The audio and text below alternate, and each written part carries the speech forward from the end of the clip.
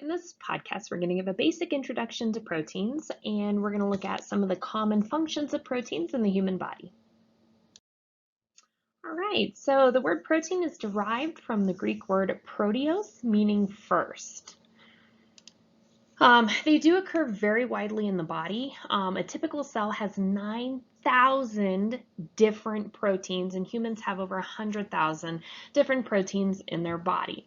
And on the next slide, we're going to see there is a long laundry list of functions that proteins have in the body. So you can imagine why there'd be so many different types, because each protein is going to have a very specific job within the cell and also within the body.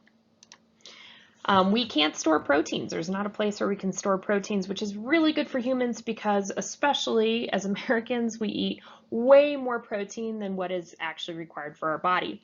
So we need about 0.8 grams of protein per kilogram of our weight. And if you're really looking for a throwback to 1201, you can go ahead and convert your weight in pounds to kilograms and figure out how much protein you're supposed to be eating each day.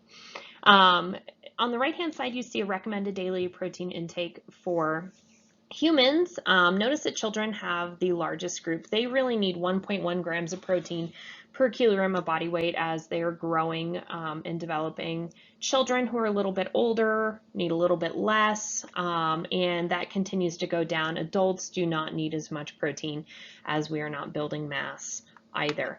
However, we like to eat that protein, and we especially like protein from meat sources, so we tend to overdo that.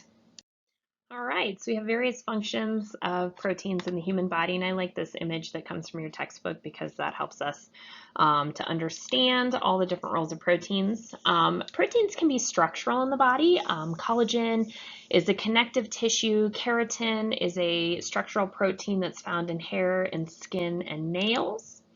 It can be contractile. Actin and myosin are proteins that help to control muscle contractions and function in movement.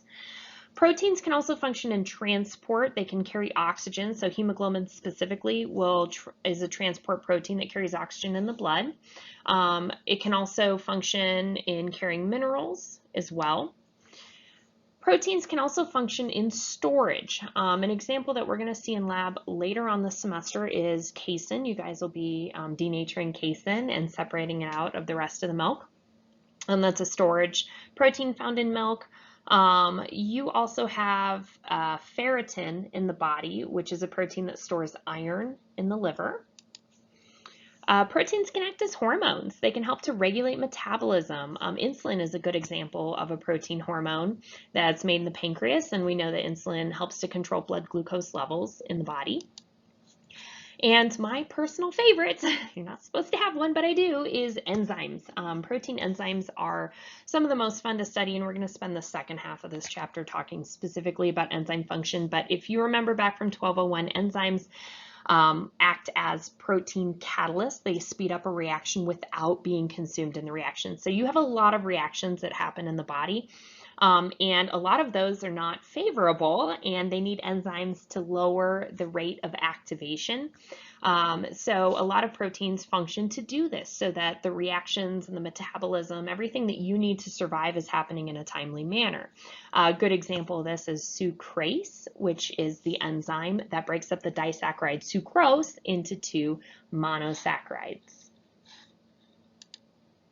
Lastly, proteins are involved in protection. So in your anatomy and physiology classes, you guys go over this in so much depth, but antibodies, immunoglobulins, those are all types of proteins. So proteins have a very varied role in the body.